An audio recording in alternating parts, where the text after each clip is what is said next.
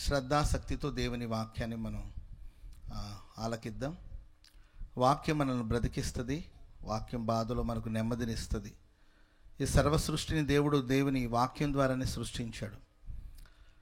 సృష్టించే వాక్యం, మనల్ని పరిశుద్ధపరిచే వాక్యం, మనల్ని సరిచేసే వాక్యం, మనల్ని సత్య మార్గంలో నడిపించేది దేవుని వాక్యమే. వాక్యమే దేవుడు చెప్పాలి. వాక్యమే దేవుడు, దేవుడే వాక్యం. హల్లెలూయా. కాబట్టి శ్రద్ధ ఆసక్తితో దేవుని మాటలు మనం ధ్యానం చేద్దాం. బైబిల్లో నిర్గమకాండం 33వ అధ్యాయంలో రాయబడిన ఒక మాట మీకు తెలియచేయాలని ఆశిస్తున్నాను. ఎవరైనా చదవగలిగిన వాళ్ళు ఉంటే చదివి వినిపిస్తే నేను వివరిస్తాను. నిర్గమకాండం 33వ అధ్యాయం 17వ వాక్యం. వామ ఒక్కరు కాగా యెహోవా నీవు చెప్పిన మాట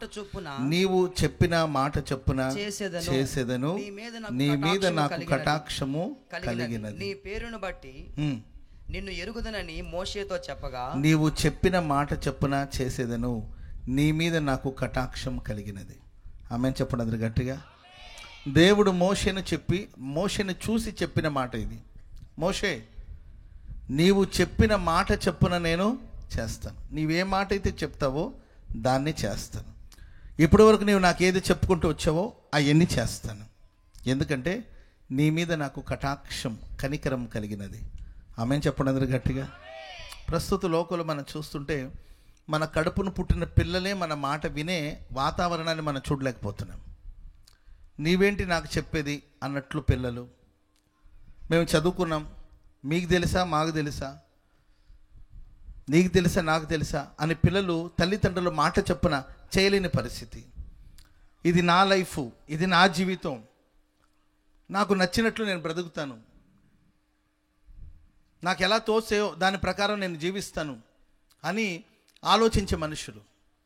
భార్య భర్తలు ఉన్నారంటే, ప్రియులారా, భర్తను చూసి భార్య అంటది, నీవు చెప్పినట్లు నేను ఎందుకు చెయ్యాలి, నాకు ఇలాగే నచ్చింది, నాకు ఇలాంటి డ్రెస్సులే నచ్చుతాయి, నేను ఇలాగే ఉంటాను, నీకు లోబడాల్సిన అవసరం నాకు లేదు, ఉంటే ఉండు లేకపోతే పో, నీవు లేకపోతే నేను బతకలేను అనుకుంటున్నావా? ఆ రోజులు పోయాయి. నన్ను ఏమైనా బానిస అనుకున్నావా? నీవు చెప్పింది నేను ఎందుకు చేయాలి? నీకేమో నేను బానిసనా? నీవేమో నన్ను కొన్నావా? నీ మాట నేను ఎందుకు వినాలి అని అడిగే భార్యను చూసి భర్త అంటాడు, నీవు చెప్పినవన్నీ జరగు, నీవు చెప్పినట్లు నేను ఎందుకు చేయాలి? అది కాదు బాబు, అలా కాదండి, మనం ఇలా ఉంటే మంచిదండి, ఇలా అనుకుంటున్నారండి మన బంధువులు, రక్త సంబంధికులు, అలా వద్దండి, ఇలా ఉందామండి అని చెప్తుంటే నీవు నాకు చెప్పడం ఏంటి? నీ మాట ప్రకారం నేను ఎందుకు చేయాలని ఇలాంటి ఒక వాతావరణాన్ని ప్రస్తుత లోకంలో మనం చూస్తున్నాం. మనుషులు, కట్టుకున్న వాళ్ళు కావచ్చు, కడుపున పుట్టిన వాళ్ళు కావచ్చు, స్నేహితులు కావచ్చు, ప్రియులారా, ఒకరి మాట ఒకరు వారు చెప్పినట్లు నేనెందుకు చేయాలి, నేనేదో క్రొత్తగా చేయాలనుకుంటున్నాను, నేను ఒక వింతగా బ్రతకాలనుకుంటున్నానని లోకం ఇది. కానీ భూమి ఆకాశాన్ని సృష్టించిన దేవుడు సెలవిస్తున్న మాట ఏంటంటే, మోషే నీ మాట చెప్పున నేను చేస్తాను. చప్పట్లు కూడా దేవునికి స్తోత్రం చెప్పండి అందరు గట్టిగా. హల్లెలూయా. నీవేదైతే చెప్తావో, ఇప్పటివరకు నువ్వేం చెప్పుకుంటూ వచ్చావో ఆ ప్రకారమే చేస్తాను. భూమి ఆకాశాన్ని సృష్టించిన దేవుడు ఆయన. ఎవరు సమీపించరాని తేజస్సులో నివసించు దేవుడు ఆయన. ఆయన ఆకాశమందున్నాడు, మన భూమి మీద ఉన్నాం. ఒక నరుని చూసి, ఒక మానవుడిని చూసి ప్రభు చెప్తున్న మాట, మోషే నీవు చెప్పిన మాట చెప్పున నేను చేస్తాను. కారణం ఏం తెలుసు అంటే, నీ ఎడల నాకు కటాక్షం కలిగినది. Praise the Lord. చెప్పండి గట్టిగా హల్లెలూయా. కటాక్షం అంటే కనికరం అని, దయ అని, దేవుని యొక్క వాత్సల్యత అని అర్థాన్ని మనం చూస్తూ వస్తాం. పరిశుద్ధ గ్రంథంలో చాలా సందర్భాలు మనం చూస్తూ వస్తాం. గిద్యోను అనే ఒక భక్తుడు ఉన్నాడు. ఆయన దేవదూతను చూసి అంటాడు, అయ్యా, నీకు ఒకవేళ నా మీద కటాక్షం కలిగితే, నిజంగా నాతో మాట్లాడుతుండేది నీవే అయితే, నా ఎడల నీకు కటాక్షం కలిగినదే అయితే, నేను వెళ్ళి నీకు ఒక అర్పణను తీసుకొస్తాను. నేను లోపలికి వెళ్ళి అర్పణ తీసుకొచ్చేంత వరకు నీవెక్కడ నిలబడి ఉండాలి అంటే, అప్పుడు ఆ దూత అంటాడు, నన్ను మాట్లాడకూడదు పిల్లలు, పిల్లలు ఎవరు మాట్లాడకూడదు, హాయ్ ఓయ్ మాట్లాడకూడదు, సైలెంట్గా ఉండాలి. Praise the Lord. ఫ్రంట్లో కూర్చున్నారు మీరందరూ, సైలెంట్గా ఉండాలి, లేకపోతే నిద్రపోండి. నిద్ర రావట్లా మీకు? రాదుగా. సైలెంట్గా ఉండండి, ముచ్చట్లు పెట్టదు. పాప తప్పేం కాదు వాళ్ళది, ఎందుకంటే మనం చెప్పే స్టడీస్ కానీ మనం బోధించే బోధ వాళ్ళకి ఏం అర్థమవుతుంది చెప్పండి? వాళ్ళకి 2 చిన్న గొర్రె పిల్లలు ఉండేవి, ఇట్లాంటివి చెప్తే 2 జింక పిల్లలు ఉండేవి, అవి అడవిలో, ఇట్లాంటివి అయితే పాప వాళ్ళు శ్రద్ధగా వింటారు. అలా కాకుండా మనం కటాక్షము అంటుంటే వాళ్ళకి ఏం తెలుసు చెప్పండి? Praise the Lord. తప్పు వాళ్ళది కాదు, మనదే, కానీ తప్పదు కాబట్టి వాళ్ళు కొద్దిసేపు మౌనంగా ఉండాల్సిందే. హల్లెలూయా. ప్రియులారా, గిద్యోను అంటాడు, నేను వెళ్ళి నీకు ఒక అర్పణ తీసుకొచ్చేంత వరకు నీవు ఇక్కడ ఉండమంటే గిద్యోను వెళ్ళి తిరిగి వచ్చేంత వరకు ఆ దూత అక్కడ నిలబడి ఉన్నాడు. దేవుని కటాక్షం మన మీద ఉన్నప్పుడు మన నోట ఏ మాట అయితే వస్తుందో దాన్ని దేవుడు నెరవేరుస్తాడు. ఆమేన్ చెప్పండి అందరూ గట్టిగా గట్టిగా హల్లెలూయా. అబ్రహాము తన ఇంటికి ఆ మార్గాన వెళుతున్న దేవదూతలు అనొచ్చు, దేవుడు అనొచ్చు, త్రిత్వమైన దేవుడు ఆ మార్గాన వెళుతున్నప్పుడు పరిగెత్తుకుంటూ వెళ్ళి సాగిలపడి, నీ కటాక్షం నా మీద ఉన్న ఎడల దయచేసి నన్ను దాటిపోవద్దు, ఈ చెట్టు కింద కూర్చుండి మీ కొంత ఆహారం నేను సిద్ధపరుస్తాను, భోంచేసుకుని వెళతారు అని అంటే ప్రియులారా, దాటిపోలేదు. అబ్రహాము మీద దేవునికి కలిగిన ఆ కనికరాన్ని బట్టి దేవుడు దాటిపోలేకపోయాడు. ఒక చెట్టు కింద కూర్చుండబెడితే అక్కడ కూర్చుండిపోయారు. అబ్రహాము వెళ్ళి ఆహారాన్ని సిద్ధపరిచి తీసుకొచ్చి వడ్డించేంత వరకు చెట్టు కింద అలాగే కూర్చుండిపోయారు. ఎందుకంటే అబ్రహాము ఎడల దేవునికి కలిగిన కనికరం. ఈ రాత్రి దేవుని కటాక్షాన్ని పొందుకోవాలని నీవు కోరుకోగలిగితే, ఆయన కనికరాన్ని పొందాలని నీవు ఆశించగలిగితే, నా దేవుడు నిన్ను, నీ కుటుంబాన్ని, నీ గ్రామాన్ని దాటిపోడండి మన మధ్యలో నిలిచి మహిమ కలిగిన కార్యాలు ప్రభు చేస్తాడు. చప్పట్లు కొడదాం అందరూ గట్టిగా గట్టిగా హల్లెలూయా. అబ్రహాముకు చేయబడిన వాగ్దానాలు, అనేక సంవత్సరాలు వాగ్దానాల కొరకు ఎదురు చూసి నిస్సహాయపు స్థితిలో ఒకవేళ ఉన్నాడేమో అబ్రహాము, ఆ వాగ్దానాన్ని నెరవేర్చడానికి కోసం దాటిపోకుండా ప్రభు నిలిచి తన జీవితంలో అసాధ్యమైన కార్యాలన్నిటిని కూడా సాధ్యం చేశారు. అప్పటికే తన దేహం మృతతుల్యమైనట్టు ఉన్నప్పటికీ అసాధ్యమైన కార్యాలు తన జీవితంలో సాధ్యపరిచిన దేవుడు, దాటిపోని దయగల దేవుడు. ఈ రాత్రిని విశ్వసించగలిగితే, నీవు ఆయన కనికరాన్ని పొందగలిగితే, నిన్ను, నీ కుటుంబాన్ని దాటిపోక నీ ఇంట నిలిచి మహిమ కలిగిన కార్యాలు ప్రభు చేయబోతున్నాడు. చప్పట్లు కొడుతూ దేవునికి స్తోత్రం చెప్పండి అందరూ గట్టిగా హల్లెలూయా హల్లెలూయా. రూతు అనే ఒక పరదేశి యూదా బెత్లెహేములోనికి అడుగుపెట్టి అక్కడ బోయాజు అనగా యేసుక్రీస్తు వారికి సాదృశ్యముగా ఉన్నారు. యేసయ్యకు సాదృశ్యమై ఉన్న ఆ బోయాజు కటాక్షమును పొందడం జరిగిందండి.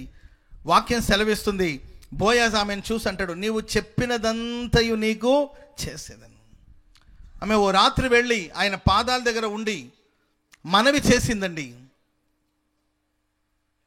నిర్జీవమైన పరిస్థితులు, నిస్సహాయపు స్థితిలో, ఆధారం లేని పరిస్థితుల్లో, దిక్కులేని పరిస్థితుల్లో, అనాథురాలాగా ఆదరించే వాళ్ళు ఎవరు లేక, గురిగమ్యం తెలియని పరిస్థితిలో ఆమె వచ్చి ఆయన సమీప బంధువు అని తన సంగతులన్నీ వినిపించినప్పుడు, తెలియచేసినప్పుడు బోయాజు ఆ రూతమ్మను చూసి అంటాడు, నీవు ఏవేవైతే నాకు చెప్పావో అవన్నీ చేస్తాను.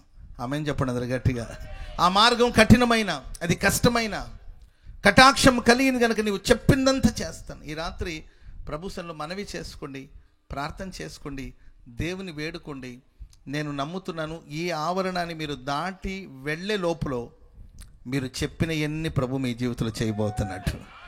మీరు చెప్పిన ఎన్ని నా ప్రభు మీ జీవితంలో చేయబోతున్నాడు. మీ మనవులన్నిటిని దేవుడు ఆలకించబోతున్నాడు. మీ జీవితంలో దేవుడు ఒక అద్భుతం చేస్తాడు. హల్లెలూయా. మన గుడారాల పండుగకి విస్తారమైన ప్రజలు వచ్చారు. అది మీకు వచ్చిన వాళ్ళు చూశారు. కొంతమంది లైవ్లో ఆ కార్యక్రమాన్ని వీక్షించుంటారని నేను నమ్ముతున్నాను. గుడారాల పండుగకి పాల్గొన్న ఒక కుటుంబం, అది వాళ్ళది రాయలసీమ ప్రాంతంలో ఉన్న ఒక కుటుంబం. ఎన్నో పరీక్షలు రాశాడు. ఆ బాబుకి ఎంతో కాలం ఉండి 4 years నుండి కంటిన్యూస్గా ఏదో పరీక్షలు రాస్తున్నాడు, విజయం రావట్లేదు. ఆ రోజు దేవుని సన్నిధిలో ప్రార్థన చేసుకుంటున్నప్పుడు వాక్యం దర్శించింది. మీరు ఈ ఆవరణం దాటే లోపల దేవుడు ఒక అద్భుతం చేస్తాడు. ఆమెను చెప్పండి అందరు గట్టిగా. ఇది విన్న వాళ్ళకి ఏమనిపిస్తుంది, వీళ్ళు ఇంతే చెప్తుంటారు సేవకులు అని అనిపించవచ్చు. సేవకులే మాట్లాడవచ్చు, కానీ సేవకుని నోట ప్రభు ఉంచిన మాట, దైవ సేవకుని ప్రభు ప్రేరేపిస్తే పలికిన మాట అది. ఈ ఆవరణం దాటి లోపల దేవుడు ఒక అద్భుతం చేస్తాడు అని అంటే, ప్రియులరా, వాళ్ళ గుడారాల పండుగ ముగించుకొని వెళ్ళే లోపల వాళ్ళకి ఫోన్ కాల్ వచ్చిందంట. ఎన్నో పరీక్షలు రాశాడు, ఒక్క జాబ్ వస్తే చాలని ఆయన కోరుకున్నాడండి. ఒక్కటి కాదు కదా, 4 జాబులు వచ్చిందంట. చెప్పట్లు కూడా మొదలు గట్టిగా. ఆ 4గిట్లో ఏది చూస్ చేసుకోలో, ఏది సెలెక్ట్ చేసుకోలో దేవుడు ఆయనకి అవకాశం ఇచ్చాడు.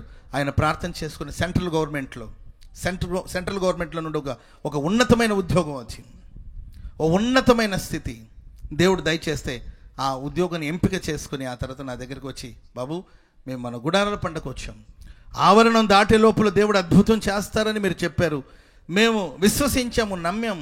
నేను చెప్పానో లేకపోతే మనం బోధించామనో కాదండి, విశ్వసించారు గనక, నమ్మారు గనక, నమ్మిన వారి జీవితంలో దేవుడు గొప్ప కార్యం చేస్తాడు. ఈ రాత్రి ఆవరణం నీవు ఎక్కడున్నా, నీవే స్థితిలో ఉన్నా, ఏ పరిస్థితుల్లో ఉన్నా, మనుషులకు చెప్పి చెప్పి విసిగి వేసారిపోయావేమో, ఈ రాత్రి నా దేవుడు నీకు కటాక్షం చూపబోతున్నాడు. నీ ఎడల దేవునికి దయ కలగబోతుంది. ఈ రాత్రి నిన్ను దేవుడు కనికరించబోతున్నాడు, నీ కుటుంబాన్ని కనికరించబోతున్నాడు, నీ పిల్లల్ని దేవుడు కనికరించబోతున్నాడు, నీ ప్రయత్నాల్ని దేవుడు కనికరించబోతున్నాడు, నీవు చేస్తున్న సర్వ ప్రయత్నాల్ని దేవుడు కనికరించబోతున్నాడు. ఆయన కనికరం ద్వారా నీవు దేవుని సన్నిధిలో ఏవేవైతే మనవి చేస్తావో అవన్నీ తప్పక ప్రభు నెరవేరుస్తాడు. ఆమెన్ చెప్పండి అందరూ గట్టిగా గట్టిగా. హల్లెలూయా, హల్లెలూయా. ప్రేమైన వారలారా, సొదొమ గొమొర్రా పట్టణం నాశనానికి సిద్ధముగా ఉన్న రోజులవి. వాళ్ళ పాపాలు, వాళ్ళ అక్రమాలు, వాళ్ళకున్న సమృద్ధి. సొదొమ గొమొర్రా పట్టణంలో అత్యధికమైన వృద్ధి, అభివృద్ధి, సమృద్ధి. వాళ్ళ వ్యాపారం ఉప్పును వ్యాపారం చేసుకునేవాళ్ళు. ఎందుకంటే అక్కడున్న నీళ్లలో ఉప్పు శాతం ఎక్కువగా ఉండేది. వాళ్ళంటండి ఒక చిన్న పాత్ర నిండా నీళ్లు తీసుకొచ్చి ఎండలో పెడితే ఆ నీళ్లు ఉప్పుగా మారిపోయేదంట. అంత ఉప్పు శాతం ఉంటుంది అక్కడ నీళ్లలో. కనుక ఆ రోజులోనే వాళ్ళు ప్రపంచవ్యాప్తంగా ఉప్పు వ్యాపారం చేసేవాళ్ళు. సో డబ్బు, కష్టం తక్కువ, లాభం ఎక్కువ. మన కష్టానికి తగిన ప్రతిఫలాన్ని దేవుడు మనకు దయచేయాలి. ఆమేన్ చెప్పండి అందరూ గట్టిగా. ఏ ఆశీర్వాదమైన క్రమక్రమంగా మనం ఆశీర్వదించబడాలి.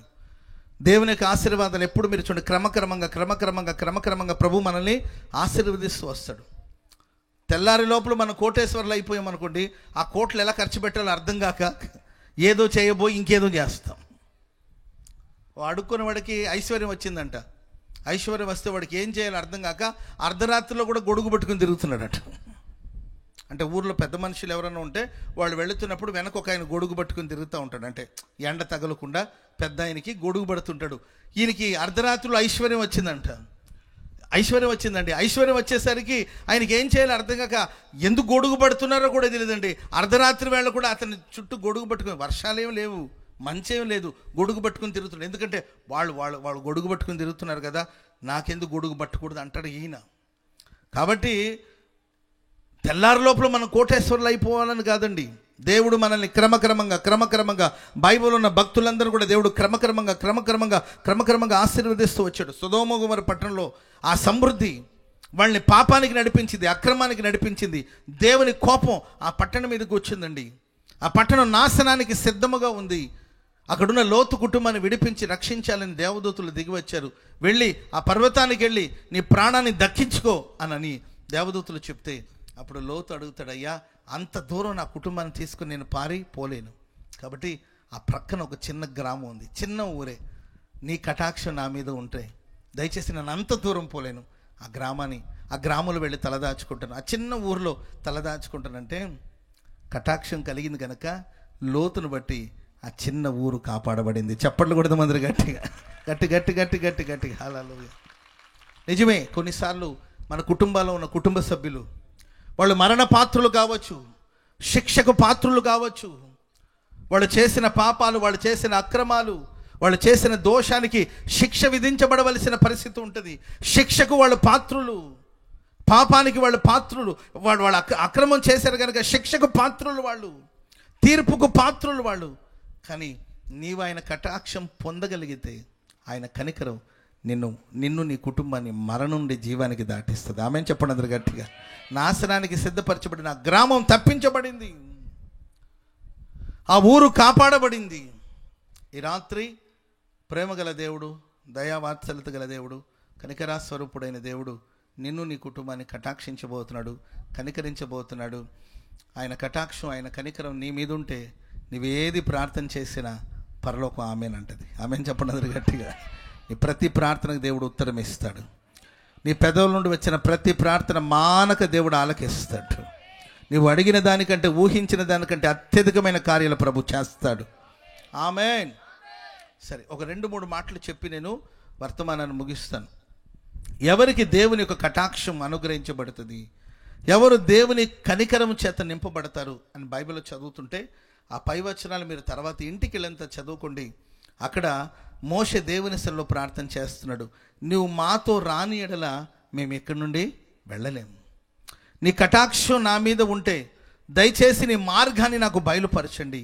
నీవు మాతో పాటు రావాలి, నీ సన్నిధి మాతో పాటు రావాలి అని ప్రార్థన చేస్తే దేవుడు అంటాడు, నీవు చెప్పిన మాట చొప్పున చేస్తాను, నీ మీద నాకు కటాక్షం కలిగినది.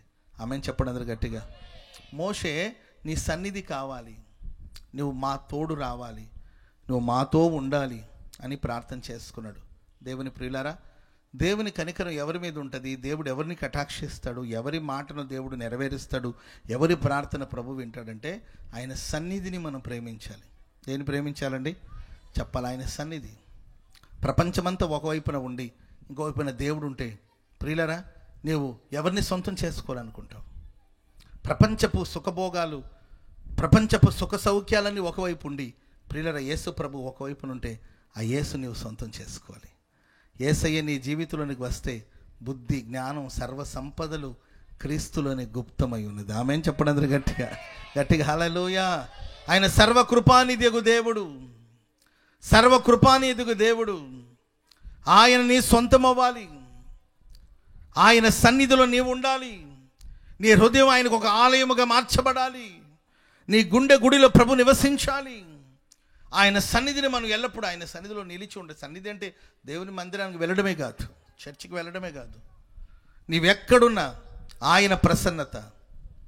ఏలియా అంటాడు, ఎవరి సన్నిధిని నిలబడి ఉన్నానో ఆ యెహోవా జీవంతుడు. ఎక్కడున్నా ఏలియా చుట్టూ దేవుని యొక్క ప్రసన్నత ఉండేదండి. Praise the lord. ఆమేన్ చెప్పండి అందరూ గట్టిగా. అందుకే ఆయన వర్షం కురమంటే వర్షం కురిసింది, అగ్ని కురమంటే అగ్ని కురిసింది. ఆయన నోటి నుండి వచ్చిన ప్రతి మాటలు దేవుడు నెరవేరుస్తూ వచ్చాడు. చనిపోయిన వాడి కోసం ప్రార్థన చేస్తే పోయిన ప్రాణం తిరిగి వచ్చింది. పోయిన ప్రాణం తిరిగి రావడానికి కారణం, ఆకాశం నుండి అగ్ని కురవడానికి కారణం, ఆయన మోకాళ్ళ మధ్యలో తలపెట్టి ప్రార్థన చేస్తే 3.5 సంవత్సరం నుండి కురవని దీవెనకరమైన వర్షం కురిసింది.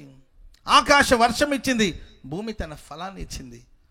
కారణం ఏం తెలుసండి? ఎక్కడున్న దేవుని సన్నిధిని ఫీల్ అవ్వాలి, దేవుని సన్నిధిని మోయాలి, దేవుని సన్నిధిని మనం అనుభవించాలి.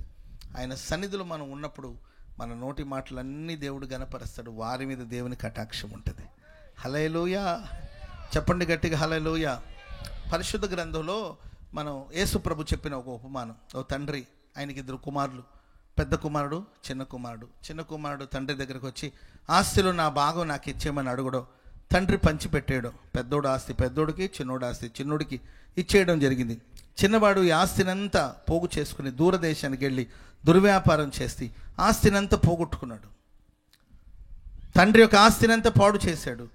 ఆ తర్వాత ప్రియులరా, పందులు తినే పొట్టు తిని తన ఆకలి తీర్చుకుందాము, కడుపు నింపుకుందామని కోరుకున్న అది కూడా లభించలేదు. అప్పుడు మనస్సును మార్చుకొని బుద్ధి తెచ్చుకొని తండ్రి ఇంటికి వద్దామని తీర్మానించి బయలుదేరి వచ్చాడు. వచ్చేటప్పుడు ఓ ప్రార్థన ప్రిపేర్ అయ్యి వచ్చాడు. కొంతమంది ప్రార్థన సిద్ధపడి వస్తారనమాట, ఇలా ప్రార్థన చేయాలి. కొంతమంది రాసుకొని పేపర్ మీద రాసుకొని, తప్పని నేను అనను, ఓకే ప్రభు మిమ్మల్ని అలా ప్రేరేపిస్తే మంచిదే. కొంతమంది ప్రార్థన రాసుకొని వస్తారు 3 పాయింట్లు. ఆ 3 పాయింట్లు చెప్పగానే ఇంకే అంటే రాసుకునేదే చెప్తారు, ఇంకంతే. Praise the Lord. ఏదో రాసుకొని వచ్చి ఉంటారు, రాసుకునే దాన్ని ప్రభు సన్నిధిలో అప్పచెప్పేసి అయిపోయింది ప్రార్థన అని ఆమెననేసి వెళ్ళిపోతుంటాం. పరలోకులు అంటండి బోళ్ళన్నీ ఒక పెద్ద హాల్, ఒక పెద్ద గది. ఆ గది నిండా ఎన్నో అద్భుతమైన బహుమతులు ప్యాక్ చేసి పెట్టారంట.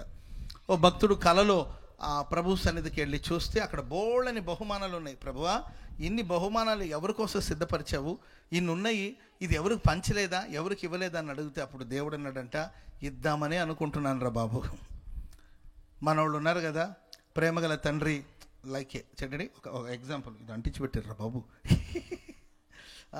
ఏంటండి ఎగ్జాంపుల్ అనమాట. ఒక ఫ్లవర్ బొకే నీవు అడిగేవనుకో, ప్రేమగల తండ్రి నాకు ఈరోజు టేబుల్ మీద పెట్టడానికి ఒక ఫ్లవర్ బొకే కావాలంటే దేవుడు, ఏ దూత నా కుమార్తె ఒక ఫ్లవర్ బొకే అడుగుతుంది, సిద్ధపరచమన్నారంట.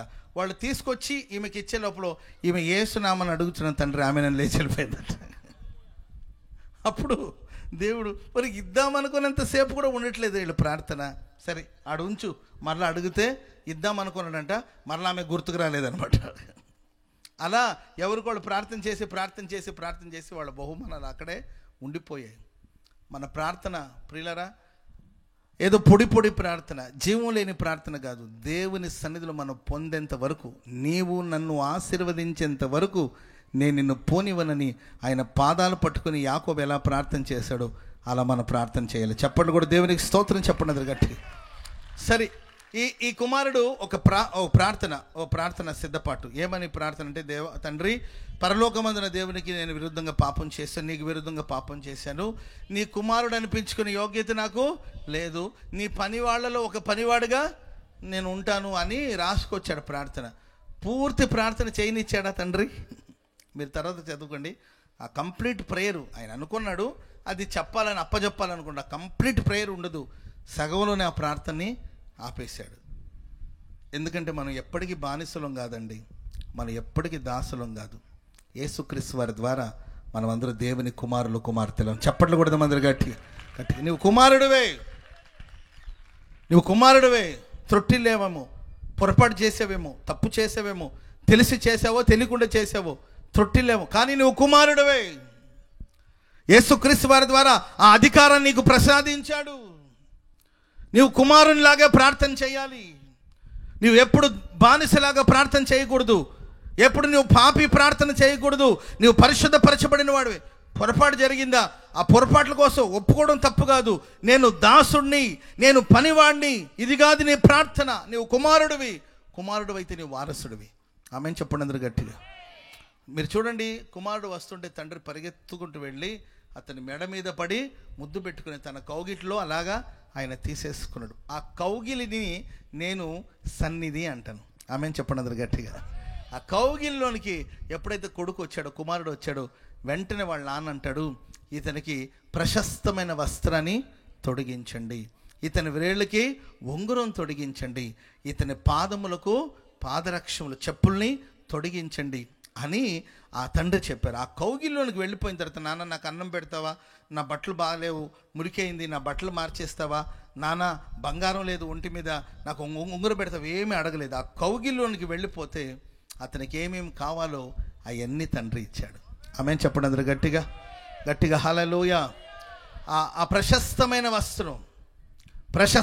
వస్త్రం అతని కోసమే చేయబడిన వస్త్రం, అతని కొరకే సిద్ధపరచబడిన వస్త్రం, ప్రశస్తమైన వస్త్రం. ఈ ప్రశస్తమైన వస్త్రాన్ని నేను యేసుక్రీస్తు వారి యొక్క నీతికి, లేకపోతే యేసుక్రీస్తు వారి యొక్క స్వభావానికి పోలుస్తాను. యేసుక్రీస్తు వారి యొక్క స్వభావం సన్నిధిలోనికి వస్తే రోజు రోజుకి నువ్వు ఎలా మారుతావు తెలుసండి?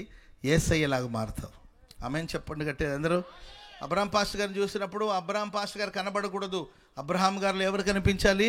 యేసయ్య కనిపించాలి. నిన్ను చూసినప్పుడు నీలో నీవు కనబడకూడదు, నీలో యేసు కనబడాలి. ఈరోజు భక్తి చేస్తున్నాము అని అనుకుంటున్నాము, కానీ భక్తిలో ఉన్న శక్తిని గ్రహించలేని స్థితిలో ఉన్నాం. ఆచారపు ముసుగులో సాగిపోతున్నారు చాలామంది. ప్రార్థన మానరు, లౌకికమైన కార్యక్రమాన్ని విడిచిపెట్టరు, దేవుని సన్నిధికి రావడం మానరు, లోకపు అనుభవాలను విడిచిపెట్టరు. రెండు పడవల మీద ప్రయాణం చేస్తున్నారు కొంతమంది, రెండు తలంపుల మధ్యలో కొనసాగించబడుతున్నారు కొంతమంది. నీవు ఆయన సన్నిధిలో ఉండగలిగితే నిన్ను ఒక వస్త్రంతో కప్పడం జరుగుతుంది. అది యేసయ్య స్వభావం అనే వస్త్రం. ఆమెను చెప్పండి అందరూ గట్టిగా. ఒక భక్తుడినంట చెరసాల్లో పెట్టి చాలా కష్టాలు పెడుతున్నారు.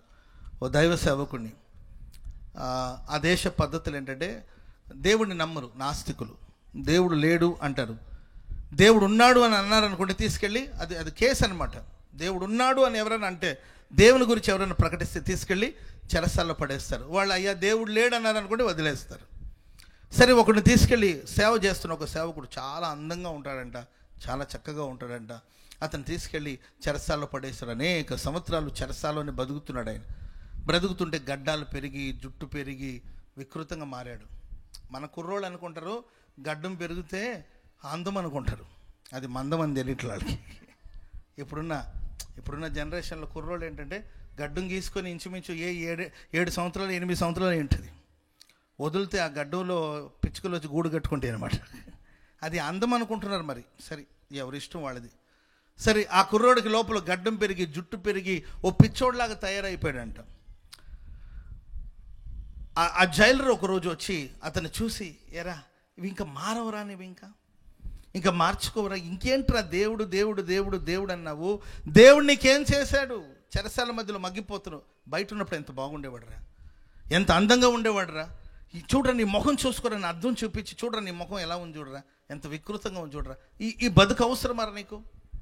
ఒరే బాబు, నువ్వు నాకు తెలిసినవాడు కాబట్టి చెప్తున్నాను, ఒక్క మాట, ఆయన దేవుడు కాదని చెప్పురా, బతికి బట్ట కడతావు కదరా, లైఫ్ అంతా ఇక్కడ మగ్గిపోయి ఇక్కడ చేస్తావురా, నా మాట వినరా, నేను నీ పక్షాన్ని నిలబడతాను రా, యేసు దేవుడు కాదని ఒక్క మాట చెప్పంటే అప్పుడు ఆయన అన్నాడంట, మంచిదేనండి, నేను వికారంగా మారినా నాకేమీ బాధ లేదు, ఇలాగే నా దేహం కుళ్ళి కృషించిపోయి ఇలాగే నా ప్రాణం విడిచిన నాకు భయం లేదు, ఎందుకంటే ఇక్కడ నా తుది శ్వాసను విడిచిననుకో పరలోకంలో నేను కళ్ళు తెరుస్తాను, అక్కడ నేను వికారంగా ఉండను, నా యేసు ఎలా ఉన్నాడో అలా నేను మారిపోయి ఉంటాను. చెప్పట్లు కొడదాం అందరూ గట్టిగా, నా యేసయ్యలాగా నేను మారిపోతాను, యేసయ్య దివ్య స్వరూపం నాలో ఆ రోజు ఉంటుంది. ఆమేన్. కాబట్టి ఈ సన్నిధిలో మనం ఉన్నప్పుడు, ప్రభు సన్నిధిలో మనం ఉన్నప్పుడు మోషే ఏమడిగాడు తెలుసండి? దేవా, నా గొప్ప నాయకుడిగా చేయండి, అందరూ నాకు లోబడేటట్లు చేయండి, నాకు వ్యతిరేకంగా మాట్లాడిన వాళ్ళు ఆకు రాలినట్లు రాలిపోవాలి అని అనలేదండి. సన్నిధి కావాలి, సైన్యాన్ని పంపించమని అడగలేదు, నీ సన్నిధి కావాలి, నీ సన్నిధి నాతో ఉండాలి, నీవు రాని ఎడల ఇక్కడి నుండి నేను వెళ్ళను. అరే వెళ్ళరా బాబు, నీ వెళ్ళు అంటాడు, నీవు రాని ఎడల నేను ఇక్కడ నుండి వెళ్ళను. నీ కటాక్షం నా మీద ఉంటే నీ మార్గాన్ని బయలుపరిచి నీవు మాతో పాటు రావాలి, నీవు మమ్మల్ని తోడుకొని వెళ్ళాలి. Praise the Lord. ఆ సన్నిధిలో మనం ఉన్నప్పుడు ఆ ప్రశస్తమైన వస్త్రం మనకు తొడగడం జరుగుతుంది. రెండవదిగా ఉంగరం, అతని వేళ్ళకు ఉంగరం అధికారానికి సాదృశ్యం. ఆయన సన్నిధిలో ఉన్న వాళ్ళకి దేవుడు అధికారం దయచేస్తాడు. ఆమె చెప్పండి అందరు గట్టిగా. నువ్వు చింతకాయకి నిమ్మకాయలకి భయపడుతున్నావు అనుకో, దాని అర్థం ఏంటంటే నువ్వు సన్నిధిలో లేవని అర్థం. Praise the Lord. ఆయన సన్నిధిలో ఉన్నవాళ్ళు ఏ అపాయానికి భయపడరు. పక్కన వాళ్ళని చూసి చెప్పండి, ఏ అపాయానికి భయపడొద్దని చెప్పండి. ఆయన సన్నిధి నీతో ఉందని చెప్పండి. ఆయన సన్నిధి నీతో ఉంది. Praise the Lord. ఈరోజు చింతకాయ చూసినా భయం, నిమ్మకాయ చూసినా భయం, మామిడికాయ చూసినా భయమేమో. షుగర్ పేషెంట్లకు ఉంటుందిలేండి, మామిడికాయని చూస్తే భయం. ఎవరికి భయపడవలసిన అవసరం, సన్నిధి నీతో ఉన్నప్పుడు, ప్రభు నీతో ఉన్నప్పుడు, ఆయన లోకం మీద, పాపం మీద, సాతాను మీద దేవుడు మనకు అధికారం ప్రసాదించాడు. హల్లెలూయా. నిన్ను చూసి సాతాను భయపడాలి తప్ప సాతాను చూసి నీవు కాదు. సమస్యలు చూసి నీవు భయపడడం కాదు, సమస్యలే నిన్ను చూసి భయపడాలి. వీడి జీవితంలో ఏ సమస్య వచ్చినా పరిష్కరించుకుంటాడు అని సమస్యలే భయపడాలి. దరిద్రత నిన్ను చూసి భయపడాలి, నీవు దరిద్రతను చూసి భయపడకూడదు. ఎందుకంటే దేవుడు మనకు అధికారం ఇచ్చున్నాడు. ఆయన ఇచ్చిన అధికారాన్ని మనం గుర్తించాలి, గమనించాలి. చాలామందికి ఆయన ఇచ్చిన అధికారం ఏంటో కూడా తెలియట్లేదు. చీకటి శక్తుల మీద, అంధకార శక్తుల మీద, అపవిత్రమైన క్రియలన్నిటి మీద దేవుడు మనకు అధికారం ప్రసాదించాడు. ఆమేన్ చెప్పండి అందరు గట్టిగా హల్లెలూయా. కెన్యా దేశంలో ఒక సేవకుడు, కెన్యా దేశంలో మన ఇండియా నుండి ఒక సేవకుడు వెళ్ళాడంట. ఒక ప్రేయర్ మీటింగ్కి ఏదో ఒక అడవి ప్రాంతానికి వెళుతుంటే వాళ్ళు ఒక జీప్లో వెళుతున్నారంట. సడన్గా ఒక 4-5 సింహాలు ఆ బండికి ఎదురుగా వచ్చినాయంట. వింటున్నారా? 4-5 సింహాలు బండికి ఎదురుగా వచ్చేసినాయి ఏంటండి. మన ఇండియన్స్ కాదండి, భయపడిపోయారంట. మనం బల్లి చూస్తేనే భయం, బల్లిని చూస్తేనే భయం మన వాళ్ళకి. అలాంటి 4-5 సింహాలు ఆ బండికి అడ్డు వచ్చేస్తే ఈ పాస్టర్ గారు గడ్డ వణికిపోతున్నాడంట. వణికిపోతుంటే అక్కడ స్థానిక సేవకుడు ఉండి, సరే మీరేం భయపడొద్దు, మీరు ఆగండి అని చెప్పి చిన్నగా జీప్ దిగి ఆ సింహాలకు ఎదురుగా పోతున్నాడంట. అయ్యో నీకు తెలివిలేని పనులు చేస్తావు, ఉండండి బ్రదర్ ఉండండి అంటే చిన్నగా వెళ్ళి ఓలాగా తన గొంతులో ఓలాగా ఓ శబ్దం చేశాడంట. ఆ శబ్దం చేసేసరికి తన చేతిలో చిన్న కర్ర ఉందండి, దాంట్లో అట్లా దాన్ని అట్లా కొట్టాడండి. అవి చిన్నగా పక్కకి తప్పుకెళ్ళిపోయిందంట. వచ్చిన తర్వాత, సార్ ఏంటండి మీరు ఇలా ఇంత ధైర్యంగా ఎలా ఉంటున్నారంటే, అప్పుడు మేము ఈ కొండ జాతికి సంబంధించిన వాళ్ళు, మా పూర్వీకులందరూ కూడా ఈ కొండ మీద నివాసం చేశారు. వాళ్ళకు ఒక ఆచారం ఉందంటే, ఒక పద్ధతి ఉందంటండి. ఒక చిన్న ప్రాయంలోనే పిల్లల్ని అడవిలోనికి పంపించి వాళ్ళు సింహాలన్నిటిని కూడా, ఆ ప్రాంతాల్లో ఉన్న సింహాలన్నిటిని కూడా ఏలుబడి చేసేటట్లు వాళ్ళకు ఒక ట్రైనింగ్ ఉంటుందంట. ఆ ట్రైనింగ్లోనే ఆ గొంతును అలాగ మార్చి వాళ్ళు మాట్లాడతారంటండి. ఆ స్వరానికి సింహాలు, ఓహో వీళ్ళు పలానా వంశానికి సంబంధించిన వాళ్ళు అని అవి గుర్తించి అవి పక్కకి వెళ్ళిపోతాయంట. కాబట్టి మాకు సింహాలు ఇవంటే ఏం భయం లేదండి, ఎందుకంటే మేము చిన్నప్పటి నుండి దీంతో ఆడుకున్నాళ్ళు. మేము అలాగ ఒక స్వరం మార్చి ఓ శబ్దం చేస్తాం, ఆ శబ్దానికి అవి పక్కకి వెళ్ళిపోతాయి. Praise the Lord. చెప్పండి గట్టిగా హల్లెలూయా. ప్రియులారా, మనం దేవుని బిడ్డలు. ఆమేన్ చెప్పండి అందరూ గట్టిగా.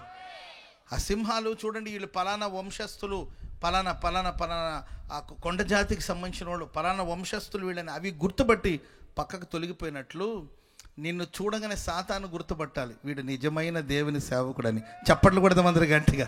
వీడు నిజంగా దేవుని బిడ్డ, వీడు నిజంగా దేవుని బిడ్డ అని నిన్ను చూసే సాతానుడు తప్పుకోవాలి. ఆమేన్. ఇతడు అధికారం పొందినవాడు, ఇతడు దేవుని ఆత్మను పొందినవాడు. ఎవరి గురించి ఈ అనుభవాలు, ఎవరికి అధికారం అంటే సన్నిధిలో ఉండాలి, ఆయన ప్రసన్నతలో ఉండాలి. అందుకే ప్రియులారా, దేవుని మందిరంకు వెళ్ళడం ఒక ఎత్తు అయితే, నా అభిప్రాయంలో మన ప్రతి ఇల్లు ఒక దేవాలయం లాగా మారాలి. ఆమేన్ చెప్పండి అందరూ గట్టిగా. మన ప్రతి ఇల్లు దేవాలయం లాగా మారాలి. ప్రతి ఇంట దేవునికి స్తుతి ప్రార్థన చేయాలి, ప్రతి ఇంట దేవునికి ఆరాధన చేయాలి, ప్రతి ఇంట ప్రార్థన చేయాలి, ప్రతి ఇంట ప్రతి గుడారములో రక్షణను గురించిన ఉత్సాహ సునాదాలు వినబడాలి. ఈరోజు మన కుటుంబాలు ఎలా ఉన్నాయి, మన ఇళ్ళు ఎలా ఉన్నాయి? సన్నిధి ఉందా మన ఇంట్లో? సన్నిధి ఉంది, అన్నీ ఉన్నాయండి మన ఇంటికి కావలసిన. ప్రస్తుత రోజుల్లో ఏం కొదవలేదు, ఏం కొరత లేదు.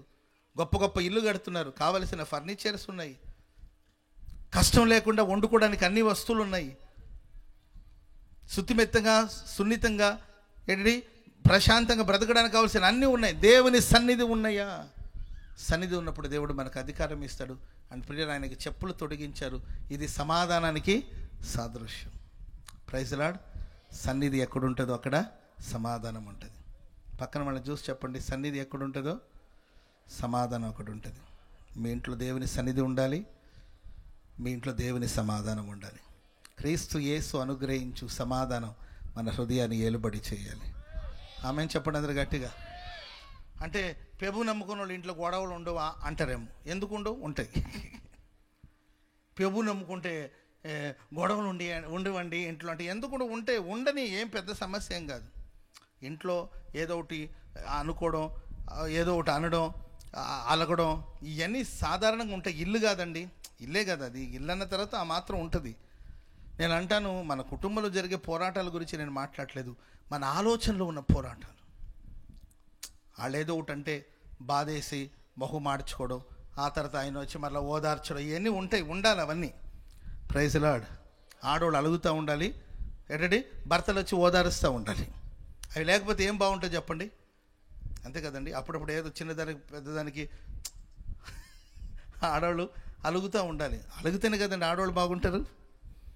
అలగపోతే ఏంటంటే బెల్లం కొట్టిన రాయిలాగా ఉంటారు. సో కాబట్టి అలుగుతూ ఉండాలి. మరలా వాళ్ళు ఆయన వచ్చి బుజ్జి అట్లా కాదమ్మా, బుజ్జమ్మ అని ఏదో ఒకటి చెప్పాలన్నమాట. ఆ మాత్రం ఉంటుంది, అది వేరు. Praise the Lord. కానీ ప్రియులారా, మనసులో జరిగే పోరాటాలు ఉంటాయి కదా, ఇది చాలా ప్రమాదం. కొంతమంది ఉదయాన్నే పోట్లాడుకుంటారు, సాయంత్రం సమాధాన పడతారు. ఒక్కొక్కసారి తల్లి బిడ్డని 2-3 దెబ్బలేసి బాధతా ఉంటుంది అనమాట. గొడ్డును బాధినట్టు బాధుతుంది. ఆ తర్వాత మరలా రారా కూర్చోరా తినమని మరలా ఆమె ఫుడ్ అందిస్తూ ఉంటుంది. ఏంటంటే ఆ దెబ్బలు తిన్నదాన్ని మర్చిపోయాడు, శుభ్రంగా అమ్మ కౌగిట్లో కూర్చొని శుభ్రంగా తింటూ ఉంటాడు. ఇవన్నీ ఉంటుంది. దీని గురించి మనం పెద్దగా పట్టించుకోవాల్సిన అవసరం లేదు. కానీ సమాధానం ఎక్కడుండదు తెలుసంటే, క్రీస్తు యేసు అనుగ్రహించు సమాధానం హృదయాన్ని ఏలుబడి చేయాలి. మనసులో జరిగే పోరాటాలు, ఈరోజు పలు విధమైన రోగాలకి బలహీనతలకు మూలమేం చెప్పండి?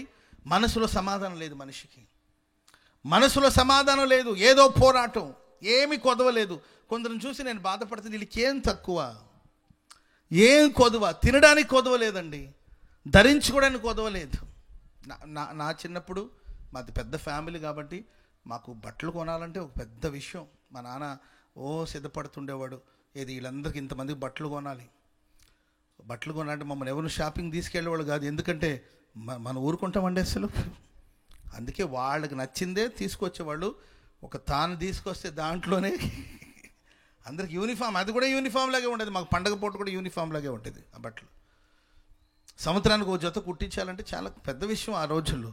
ఇప్పుడు ఏం కొరత అండి పిల్లలకి. Praise the Lord. డబ్బున్న వాళ్ళ విధానాలు వేరుగా ఉండేది. మధ్యతరగతి కుటుంబాలకు బోళ్ళని పోరాటాలు ఉండేవి. బుక్స్లు కొనిపెట్టాలన్నా, ఓ బ్యాగ్ కొనిపెట్టాలన్నా, ఏదైనా కొనిపెట్టాలన్నా, ఆ రోజుల్లో హీరో అనే ఒక పెన్ ఉండేదన్నమాట. అది ఉంటే గొప్పోళ్ళు అనమాట స్కూల్లో. మాకు ఎన్నో పోరాటాలు ఉండేవి. కానీ ఇప్పుడున్న పిల్లలకి అలాంటి పరిస్థితులని సమృద్ధి అయిన ఆహారం, సమృద్ధిగా భోజనం చేస్తున్నారు సాధ్యమైనంత వరకు. మంచి బట్టలే కట్టుకుంటున్నారు. ఇప్పుడున్న సమస్య ఏం తెలుసండి, ఏం బట్టలు కట్టుకోవాలో అర్థం కావట్లేదు. ఇన్ని జొతలునే, ఏదే వేసుకోవాలి, ఇదే వేసుకొని అదే వేసుకొని. ఇది మొన్న ఆ ప్రార్థనకి వెళ్ళాను, 3 రోజులు సభలు కాబట్టి మొదటి రోజు ఇది కట్టుకెళ్ళాను, 2వ రోజు ఇది కట్టుకెళ్ళాను, 3వ రోజు మరి అబ్రాం పాస్టర్ గారు వస్తున్నాడు, ఈరోజు ఏం కట్టుకెళ్ళాలి. ఇది పెద్ద సమస్య.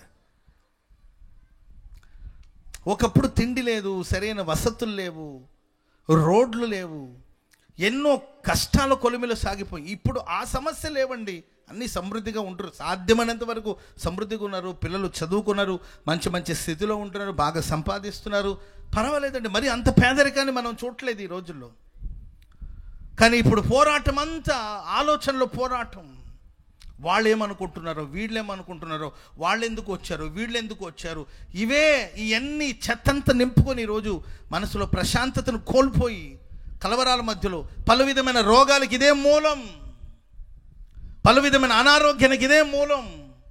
క్షణక్షణం భయం, ఏమవుతుందో, పిల్లలు ఏమైపోతారో, కుటుంబం ఏమైపోతుందో భయంతో వణుకుతూ కలవరాల మధ్యలో బ్రతుకుతున్నారు. ప్రేమైన వాళ్ళ సన్నిధులు నీవు బ్రతికి చూడు, అప్పుడు దేవుని సమాధానం నీ హృదయాన్ని ఏలుబడి చేస్తూ ఉంటుంది. చప్పట్లు కూడా అందరూ గట్టిగా. మనం పీస్ ఆఫ్ మైండ్తో ఉంటే, మనం సమాధానంగా ఉంటే, మనం ముందు ఎలాంటి సమస్యలు వచ్చినా దాన్ని పరిష్కరించవచ్చు. ఆమేన్. అందుకే నిర్ణయాలు తీసుకునేటప్పుడు ఎక్కువ సంతోషంగా ఉన్నప్పుడు మనం ఏ నిర్ణయాలు తీసుకోకూడదంట. అప్పుడు మైండ్ సరిగ్గా పనిచేయదంట. ఓవర్గా హ్యాపీగా ఉన్నప్పుడు మనం ఏ డిసిషన్ తీసుకోకూడదంట. మరీ బాధగా ఉన్నప్పుడు, కన్నీళ్ళు ఉన్నప్పుడు కూడా మనం ఏ డిసిషను తీసుకోకూడదు. విపరీతమైన కోపం వచ్చినప్పుడు కూడా మనం ఏ తీర్మానం తీసుకోకూడదు. విపరీతమైన కోపంలో నీ కొంపలు అడుగు పెట్టను అనేస్తారు. ఉట్టిదే. మరలా ఒక వారం రోజుల తర్వాత మరలా పోవాలి ఆ కొంపకి. రిలేటివ్స్ కాదండి, ఈ జన్మములో నీ ఇంటి గుమ్మం తొక్కనండి నేను అనేస్తారు. మంచిదే, మరలా ఏదో అవసరం వచ్చినప్పుడు మరలా పోవాలి. మరి అట్ట అన్నావే అంటే అప్పుడు అట్ట అన్నానులే అంటారు. కోపంలో, అతిగా సంతోషంలో, అతి బాధలో ఉన్నప్పుడు మనం ఏ నిర్ణయాలు తీసుకోకూడదు. ఎప్పుడైనా మనం నిర్ణయం తీసుకోవాలంటే నీ హృదయం సమాధానంగా ఉండాలి. స్తోత్రం చెప్పండి అందరూ గట్టిగా. నీ హృదయం సమాధానంగా ఉంటే, నెమ్మదిగా ఉంటే ఏ సమస్యలను పరిష్కరిస్తావు. ఈ సమాధానం, ఈ అధికారము, ఈ క్రీస్తు స్వభావం నీలోనికి రావాలంటే నీవు ఎక్కడ ఉండాలి చెప్పండి? దేవుని సన్నిధిలో ఉండి. సన్నిధిని ఎవరైతే ప్రేమిస్తారో వాళ్ళ మీద దేవుని కటాక్షం ఉంటుంది. ఆమేన్. హల్లెలూయా. చెప్పనండి, ఇంకా చాలంటే ఆపేస్తా. ఓకే, యోనా గ్రంథం 4వ అధ్యాయం 2వ వచనం. ఇది 2వ మాట. యోనా గ్రంథం 4వ అధ్యాయం 2వ వచనం. త్వరగా చదవండి. యోనా గ్రంథం 4వ అధ్యాయం 2. దేవుడా, నేను నా దేశంలో ఉండగా ఇట్లు జరుగునని నేను అనుకున్నాను కదా, అందువలనే నీవు కటాక్షమును, జాలియును, బహుశాంతమును, అత్యంత కృపగలిగిన దేవుడని పశ్చాత్తపడి కీడు చేయక మానుదువని నేను తెలుసుకొని ముందుగానే తర్షీషుకు నేను పారిపోయాను. చదవబడిన సందర్భంలో యోనా దేవుని సెలవు అంటున్నాడు, ప్రభువా నాకు తెలుసు నువ్వు కటాక్షము గల దేవుడని. ఆమెను చెప్పండి గట్టిగా.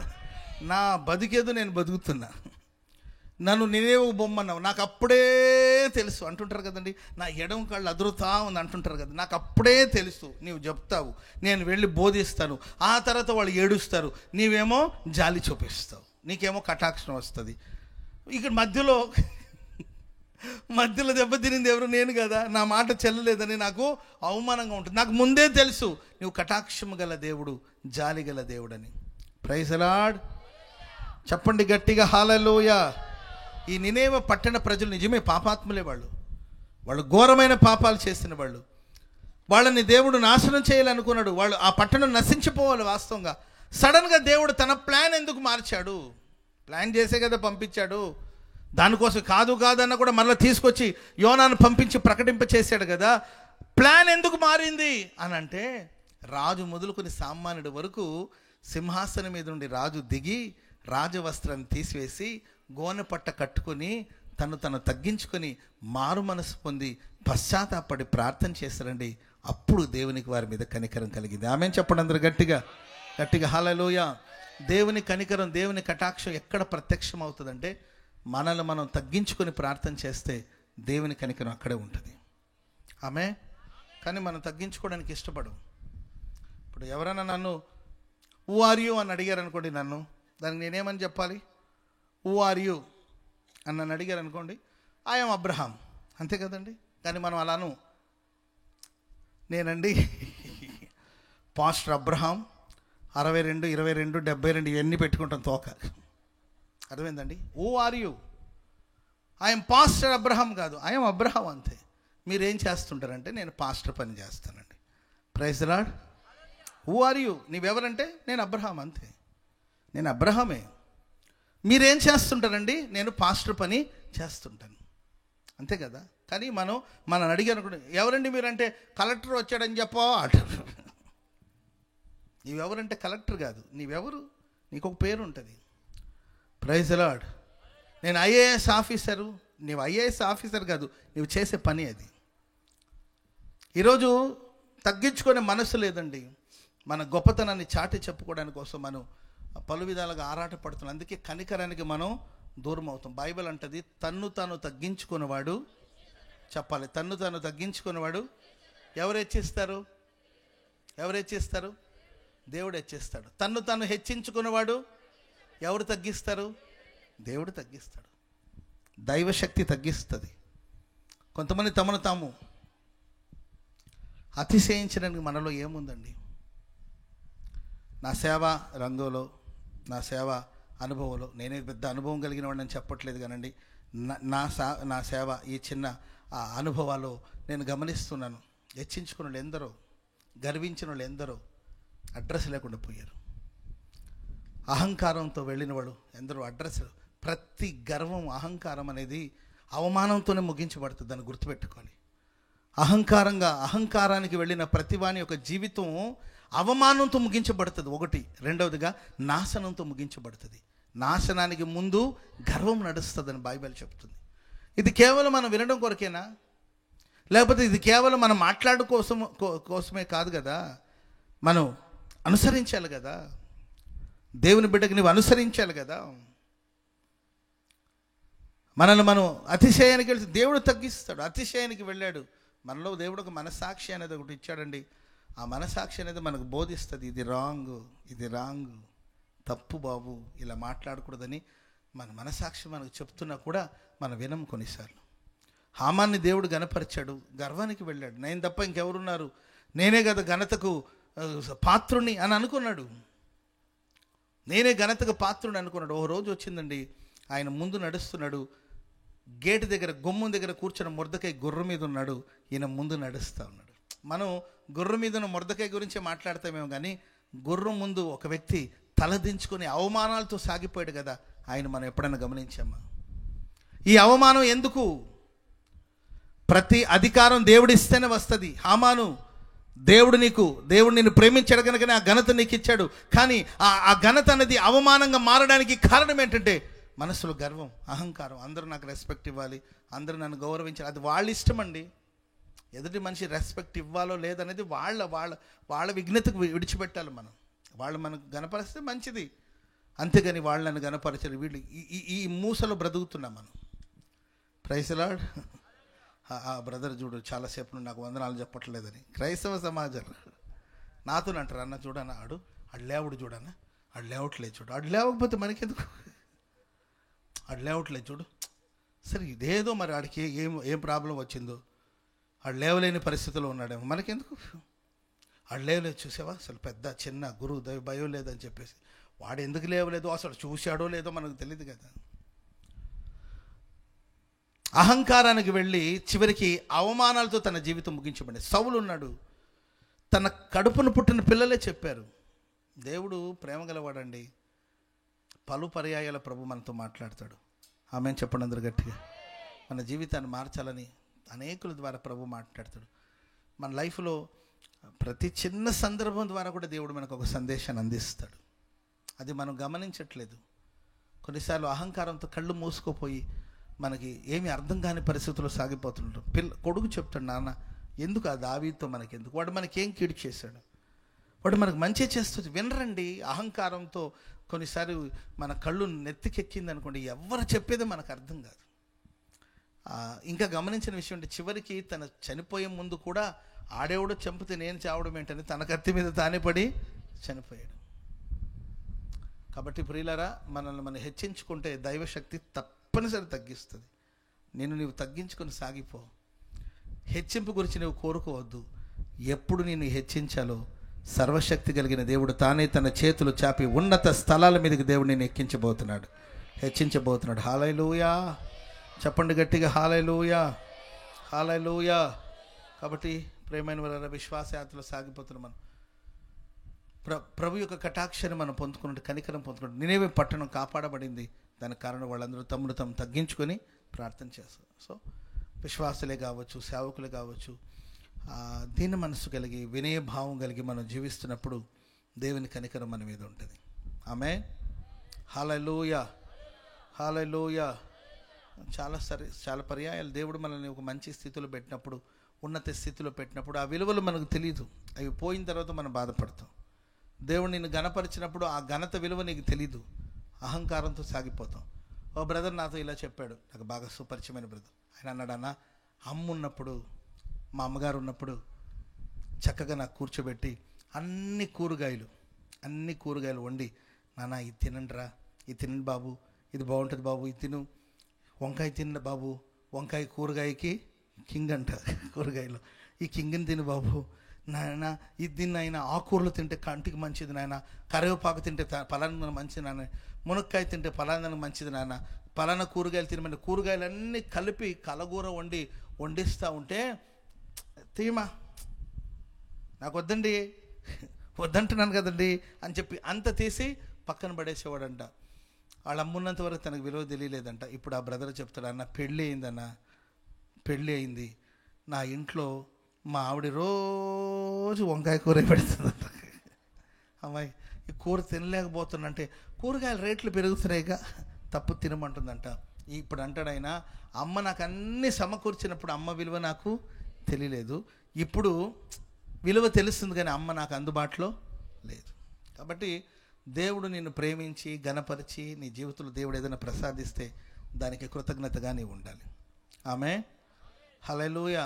రోజు నీవు నిద్రలకు వెళ్ళే ముందు ఒక పావుగంట మాకు ట్రైనింగ్లో ఉండేది ఈ కల్చర్. మేము బైబిల్ సెమినార్ చేయడానికి వచ్చినప్పుడు మాకు ఈ కల్చర్ ఉండేదన్నమాట, ఈ పద్ధతి ఉండేది. ఏంటంటే సాయంత్రం ఏమగానే ప్రార్థన అంతా అయిపోయి భోజనం చేసుకుని పడుకునే ముందు కూర్చొని ఉదయం నుండి దేవుడు మాకు చేసిన మేళ్ళన్నిటిని చెప్పి ఉదయాన్నే మాకు ఈ ఫుడ్ ఇచ్చావు, మమ్మల్ని ఇలా నడిపించావు, ఇలా గణపరిచావు, ఇలా ఈ ఆపద నుండి తప్పించావు, ఇవన్నీ చెప్పి మనస్ఫూర్తిగా స్తోత్రాలు చెప్పి ఆ తర్వాత నిద్రలోకి వెళ్ళేవాళ్ళం. ఆమె చెప్పండి అందరు గట్టిగా, హల్లెలూయా. ఈ అలవాటు ఈరోజు చాలామందికి లేదు. తిన్నామా పడుకున్నామా తెల్లారిందని పోతూ ఉంటారు. ఏంటండి మధ్యరాత్రి వరకు ఫోన్లు చూస్తూనే ఉంటారు. నేను ఒక ఇంటికి వెళ్ళానండి, అక్కడ తల్లి నాకు ఒక కళ చెప్పింది, పాస్టర్ గారండి ప్రార్థన చేయండి అండి. ఏమైందమ్మా అంటే, నాకు కళ వచ్చిందండి, ఏం అర్థం కావట్లేదండి నాకంటే.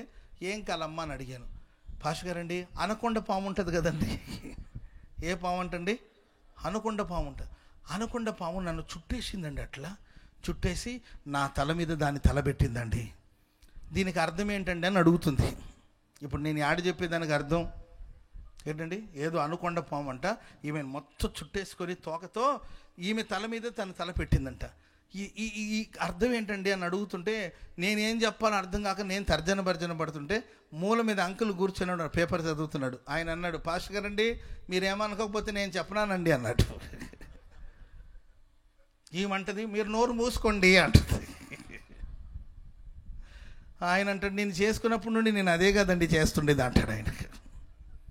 నేను సరే చెప్తానంటున్నాడు కదమ్మా, నాకు బయలుపరచబడలేదు, ఆయనకు బయలుపరిచారేమో అని చెప్పండి అంకలు అని అంటే, అప్పుడు రాత్రంతా ఆ పాముల సినిమా చూసి పడుకునిందండి.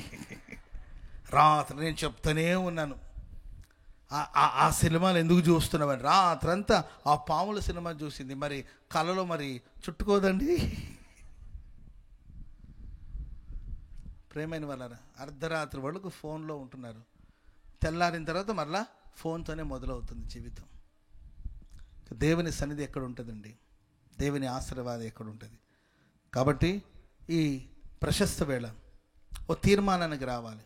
ప్రభు చేసిన మేళ్ళన్నిటిని తలంచి దేవునికి కృతజ్ఞతాస్తుతులు చెల్లిస్తే అప్పుడు మనం ఎవరమో, ప్రభు మనకు చేసిన మేళ్ళేంటో గర్వించడానికి మనలో ఏముంది, అహంకారానికి వెళ్ళడానికి మనలో ఏముందండి.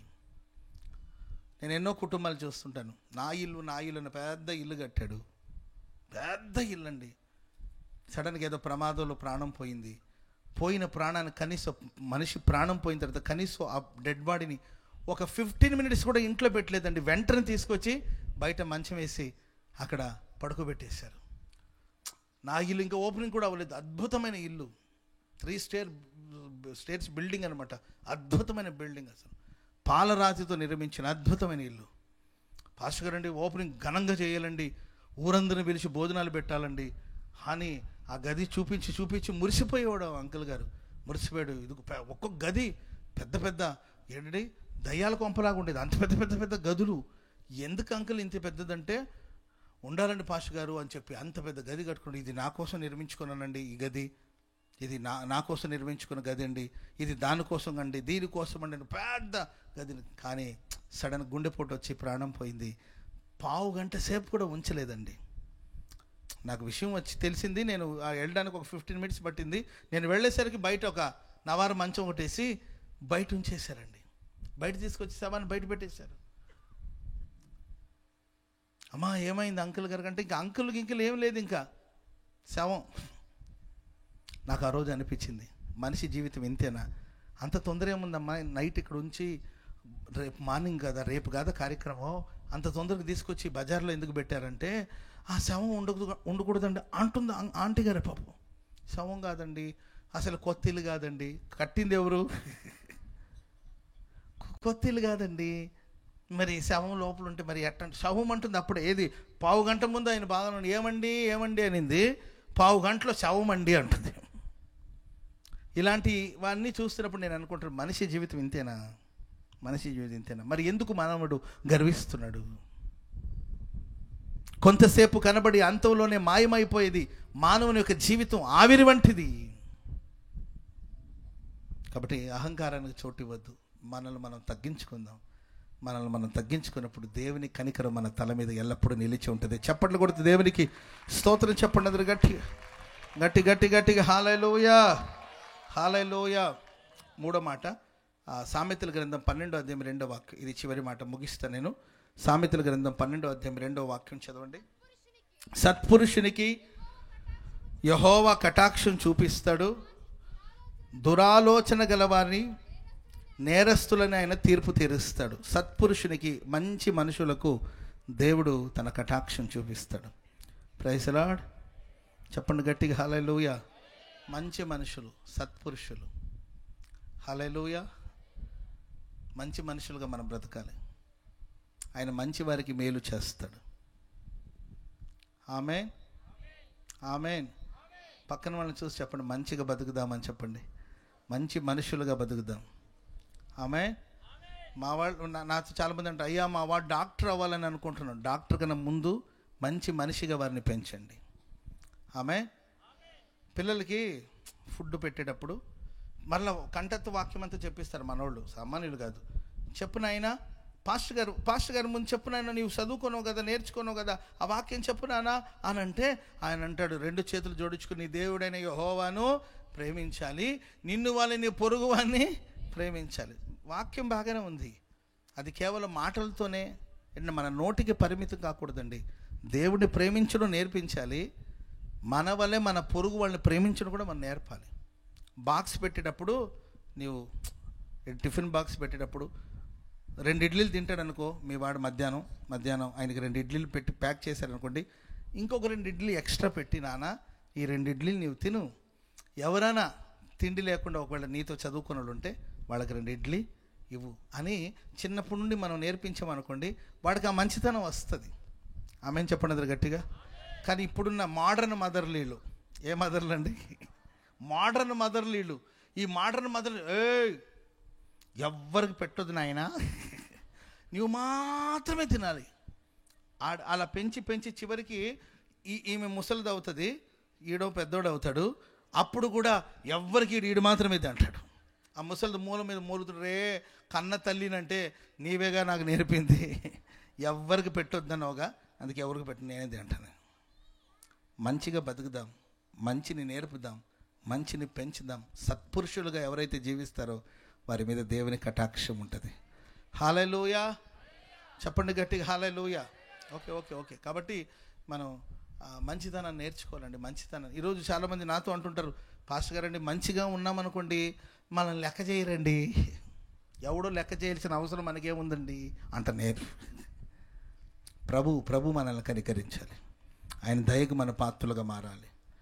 ఆమె ఒక చిన్న సందర్భాన్ని మీకు చెప్పి నేను ముగించేస్తాను ఆ వర్తమానాన్ని. ఆకూరలు అమ్ముకునే తల్లి ఒక ఆవిడ ఉందండి, ఆకూరలు అమ్ముతూ ఉంటుంది. ఆమె ఇళ్ళకి వెళ్ళి కూరగాయలు ఆకుకూరలని అమ్ముతూ ఉంటుంది. ఒక ఇంటికి వెళ్ళిందండి, ఆ ఇంట్లో ఒక పెద్ద ఆవిడ ఉంటుంది. పెద్ద ఆవిడ ఉంటే ఆకుకూరలకు బేరం మాట్లాడుతుంది అనమాట. 15 రూపాయలండి అంటది ఆ తల్లి.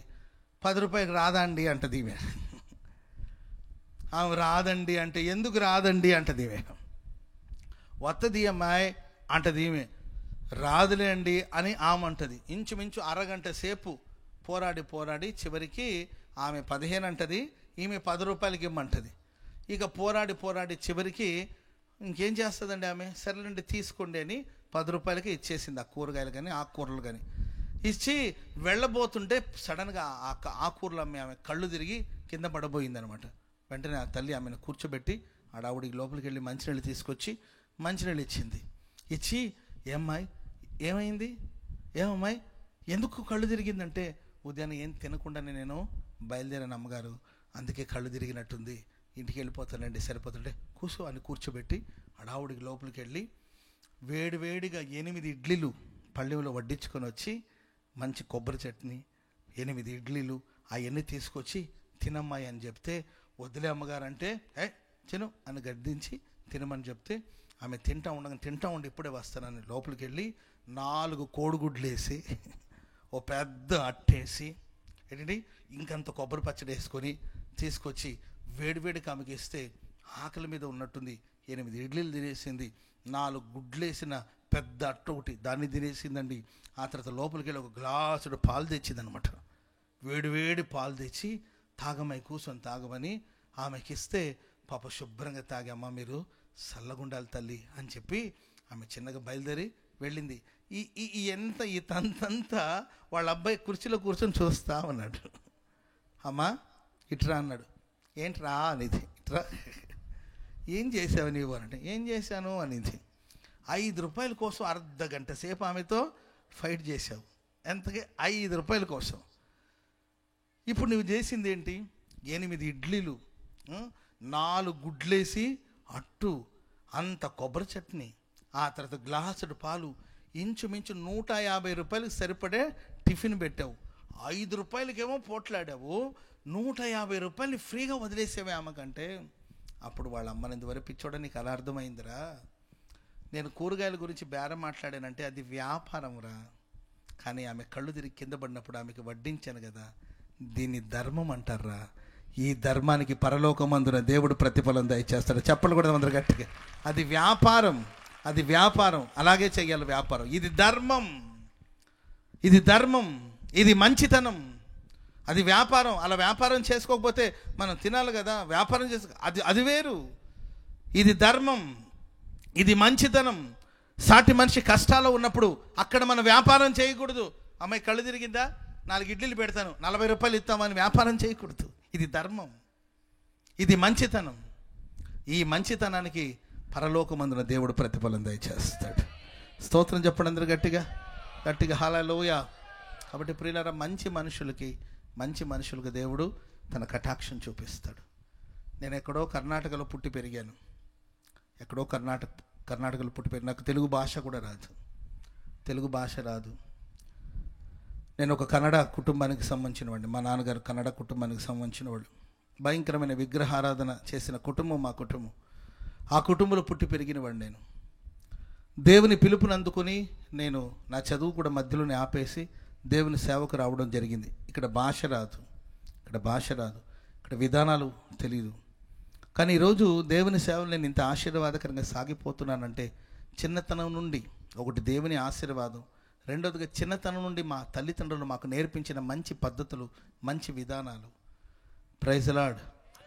మా అమ్మ ఎప్పుడు చెప్పేది, మా అమ్మ దాన ధర్మాలు ఈ మంచి కార్యాలు చేస్తుంటే మాకప్పుడు అంత ఎదుగుదల లేదు కాబట్టి మా అమ్మని విసుక్కునేవాళ్ళం. మా ఇంటి వసారాలో ఒక బిచ్చగాడు వచ్చి రోజు పడుకునేవాడు.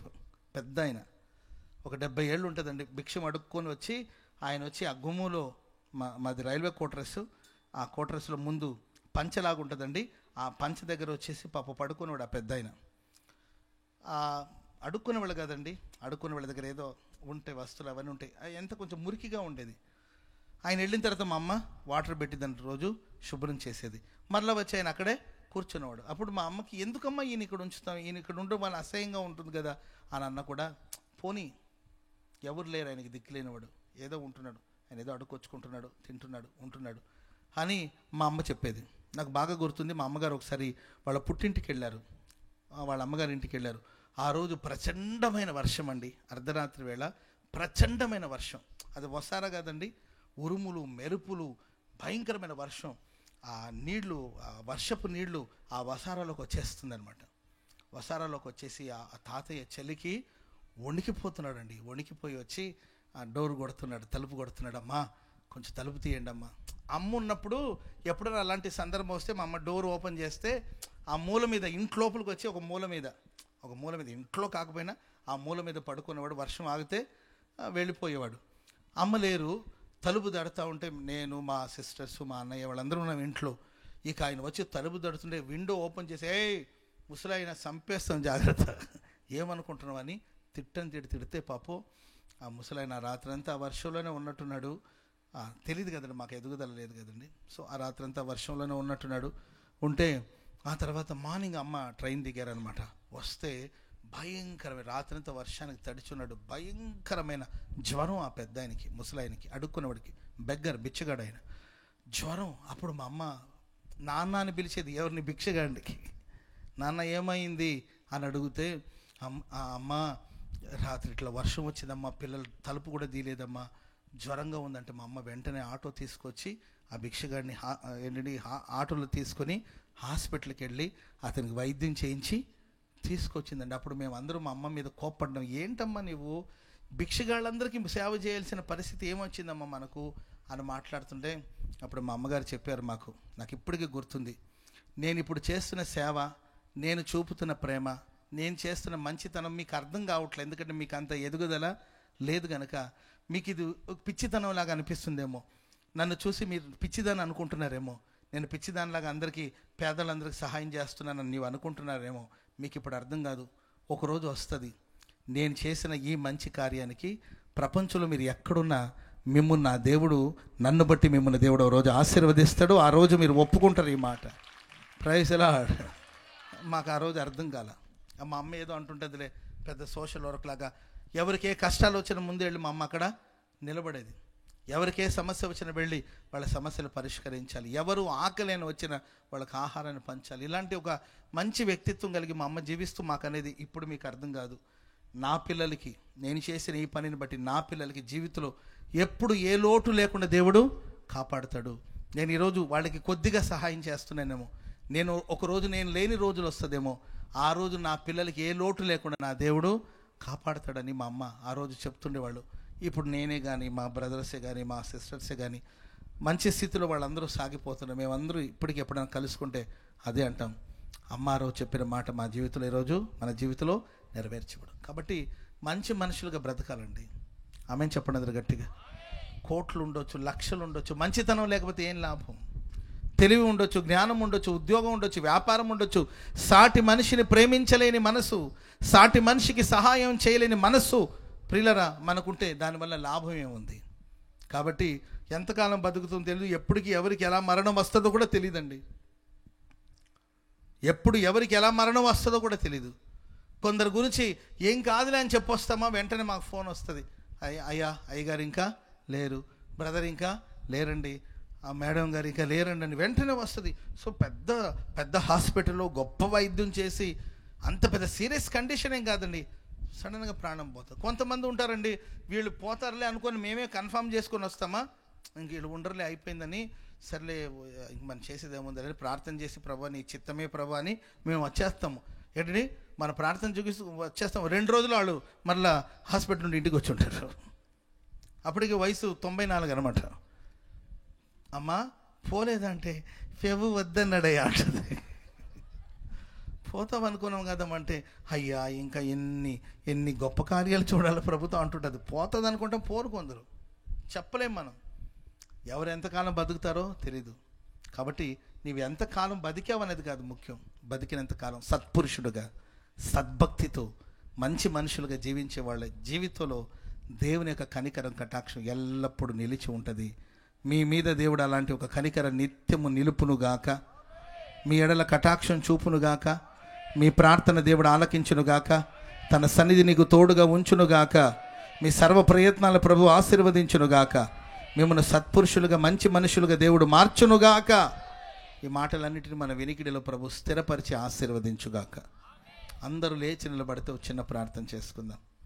దయచేసి అందరూ లేచి నిలబడండి. ఒక చిన్న ప్రార్థన, ఎవరు కదలొద్దు, మీరు ఉన్న స్థలంలోనే నిలబడి చిన్న ప్రార్థన చేసుకోండి. ఎవరో ప్రార్థన చేయాలి అని కోరుకోవడం కన్నా మీకోసం మీరు ప్రార్థన చేసుకోండి. దేవా నీ కటాక్షం నా మీద ఉండాలి. మనసారా ప్రార్థన చేసుకుందాం. మోషేతో దేవుడు అంటున్నాడు, నీవు చెప్పినట్లుగానే నేను చేస్తాను, నీ ఎడల నాకు కటాక్షం కలిగినదని, నీ మాట చెప్పున నీకు చేసేదను, నీ ఎడల నాకు కటాక్షం కలిగినదని ప్రభు చెప్పారు. అందరూ లేచి నిలబడి ఒక చిన్న ప్రార్థన చేసుకుందామా ప్రభువులో. దేవా నా ఎడల, నా కుటుంబ ఎడల, నా పిల్లల ఎడల, నా సంఘం ఎడల కటాక్షం కనికరం చూపించండి తండ్రి అని కోరుకుని మనం అందరూ ప్రార్థన చేసుకుందాం. మనసారా కళ్ళు మూసి ఒక 5 నిమిషాలు దయచేసి. మీరు ఇంతసేపు వినడం ఒక ఎత్తు అయితే, ఇప్పుడు మీరు తీర్మానంతో చేసుకునే ప్రార్థన మీద మీ జీవితం ఆధారపడి ఉంటుంది. కళ్ళు మూసుకోండి, అటు ఇటు తిరగొద్దు. ఒక 5 నిమిషాలు మిమ్మల్ని మీరు ప్రభుకు అప్పగించుకుని ప్రార్థన చేసుకోండి. వినబడాలి మీ ప్రార్థన. Thank you Jesus. ప్రభువా కనికరించండి. నువ్వు బలిని కోరే దేవుడు కాదు, కనికరమే కోరే దేవుడు. మా ఎడల కనికరం చూపించవా? నీ కటాక్షం నా మీద ఉంటే దయచేసి దాటిపోవద్దు ప్రభువా. నీ సన్నిధి నాతో ఉంచండి, నీ సన్నిధి నాకు తోడుగా ఉంచండి స్వామి. నీ సన్నిధి కావాలి. Thank you Jesus, thank you Jesus. Hallelujah, hallelujah, hallelujah, hallelujah, హల్లెలూయా.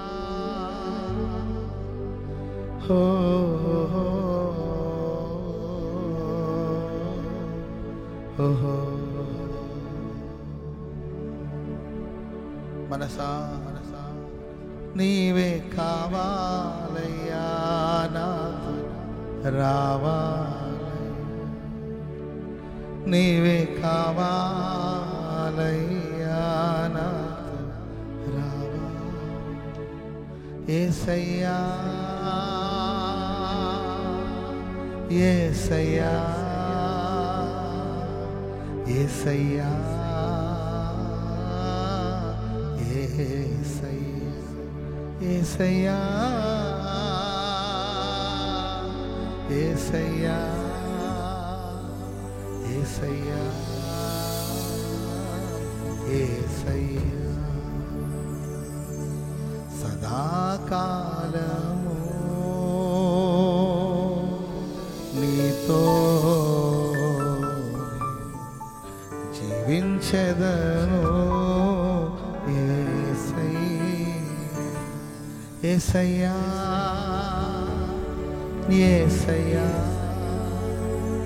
యేసయ్యా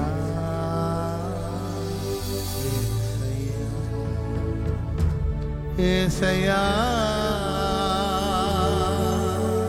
యేసయ్యా యేసయ్యా శబరబలక తురలబరబలక తురలబాబా యేసురాజా యేసురాజా మా తోడు మీరు ఉండాలి స్వామి, మా తోడు మీరు ఉండాలి. అందరూ ప్రార్థన చేసుకుంటారు.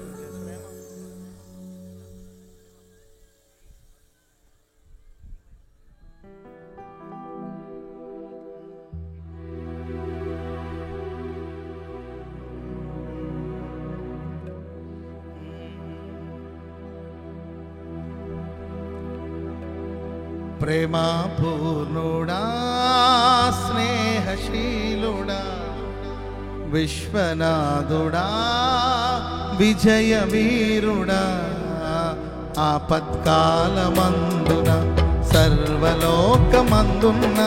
దీన జనాళి దీపముగా వెలుగుచున్నవాడా ఆరాధింతు నిన్నే ఆనందింతు నీలో నీ కృప ఎంత ఉన్నతమో వర్ణించలేను స్వామి, నీ కృపయందు తుది వరకు నడిపించు యేసయ్య ప్రేమా పూర్ణుడా విశ్వనాథుడా విజయ వీరుడా పూర్ణమై సంపూర్ణమైన నీ దివ్య చిత్తమే నీవు నన్ను నడిపే నూతనమైన జీవ మార్గము పూర్ణమై సంపూర్ణమైన నీ దివ్య చిత్తమే నన్ను నూతనమైన జీవ మార్గము ఇహమందు పరమందు ఆశ్రయమైన వాడవు ఇన్నాళ్ళు క్షణమైన నన్ను మరువని యేసయ్యా నా తోడు లోరి అంతే చాలయ్యా నా ముందు నీవుంటే భయమే లేదయ్యా నా తోడు నీవుంటే అంతే చాలయ్యా నా ముందు నీవుంటే ప్రేమా పూర్ణుడా విశ్వనాథుడా విజయ వీరుడా ఆపత్కాలమందున దీన జనాళి దీపముగా ఆరాధింతు నిన్నే ఆనందింతు నీలో నీ కృప ఎంత ఉన్నతమో వర్ణించలేను స్వామి, నీ కృపయందు తుది వరకు నడిపించు యేసయ్య ప్రేమా పూర్ణుడా విశ్వనాథుడా విజయ వీరుడా భాగ్యమే సౌభాగ్యమే బహు విస్తారమైన నీ కృప నాపై చూపితివి భాగ్యమే సౌభాగ్యమే సన్నిధి బహు విస్తారమైన నీ కృప నాపై చూపితివి బలమైన ఘనమైన నీ నామమందు హర్షించి భజించి కీర్తించి గణపరతు నిన్ను యేసయ్యా నా తోడు లోరి అంతే చాలయ్యా నా లోరి నా తోడు నీవుంటే అంతే చాలయ్యా నా ముందు నీవుంటే ప్రేమా పూర్ణుడా విశ్వనాథుడా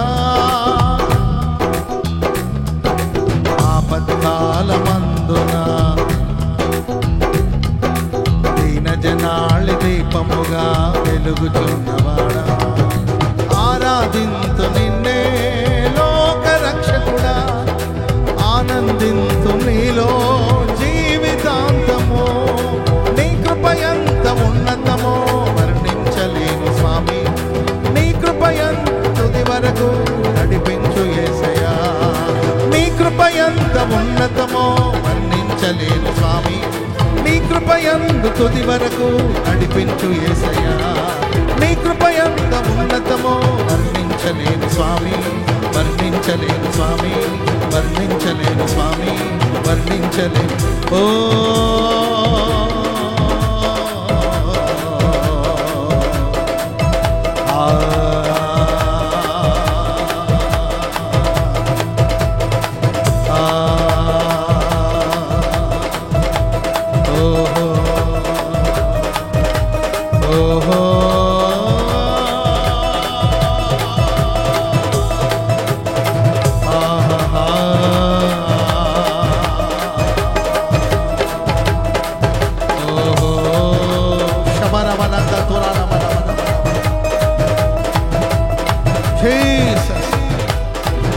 అంతే చాలయ్యా.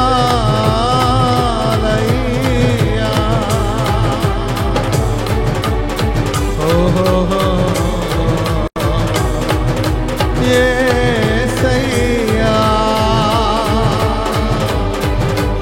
ఓహో నీవుంటే చాలయ్యా. ఓహో గ్లోరీ గ్లోరీ గ్లోరీ. దేవుని కటాక్షం, దేవుని కనికరం మంచు వలె, మంచు వలె ఆయన కనికరం కటాక్షం నీ మీదికి కుమ్మరించబడుతున్న సమయం.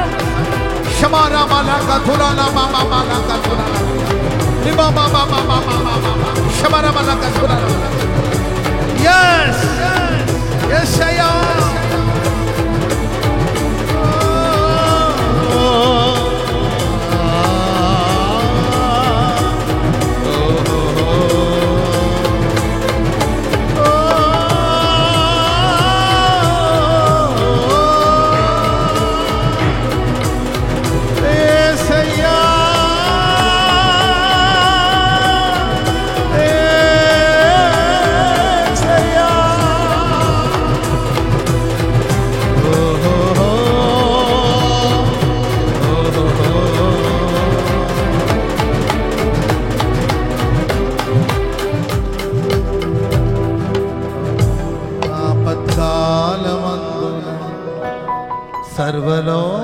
సర్వలోకమందున్న దీనజనాళి దీపముగా. ఓహో రెండు చేతులకి ఆపత్కాల మందున సర్వలోకమందున్న దీనజనాళి దీపముగా వెలుగుచున్నవా. ఆపత్కాలమందున సర్వలోకమందున్న దీనజనాళి దీపముగా. ఓ ఓ శబరబల కథురల బరబల కథుర శిబల బల కథురల. ఓ ఓ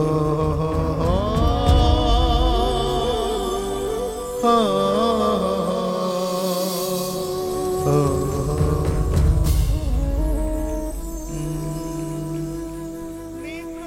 ఎంత ఉన్నతమో వర్ణించలేను స్వామి,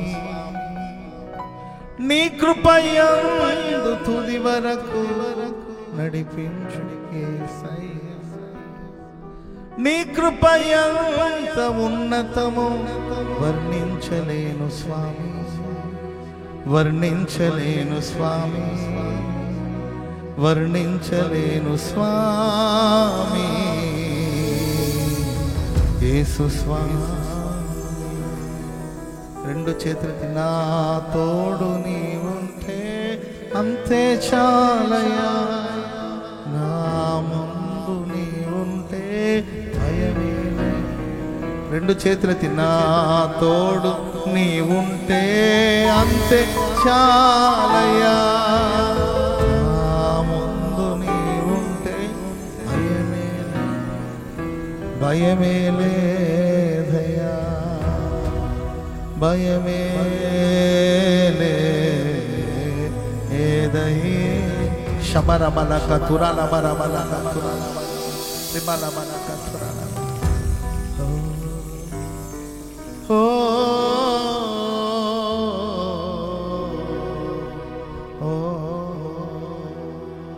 చప్పట్లు కొడుతూ దేవునికి అందరూ స్తోత్రాలు చెప్పండి గట్టిగా. స్తోత్రం స్తోత్రం. ఓహో ఓహో.